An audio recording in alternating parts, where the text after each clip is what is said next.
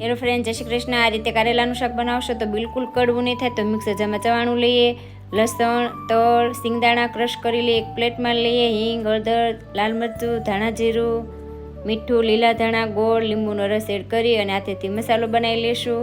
તો કારેલાને ઉપરથી છાલ કાઢી લઈએ, આ રીતે કટ કરી લેશું। કારેલાના ટુકડા કરી લઈએ। કારેલામાં જે કડક ભાગ છે બિયાવાળો એ કાઢી લેશું। હવે મસાલો ભરી લઈએ। તો આ કારેલાને આપણે 20 મિનિટ માટે ઢોકળિયામાં બાફી લેશું।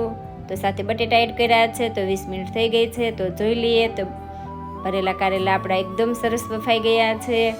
લુખા ખાશો તો પણ ભાવશે, એટલા સરસ લાગશે। તો પેનમાં તેલ લઈએ, લાલ મરચું, તમાલપત્ર, રાઈ, જીરું, કાંદા ટામેટાના ટુકડા એડ કરી ભરેલા કારેલા એડ કરી દેશું। બરાબર મિક્સ કરી લઈએ।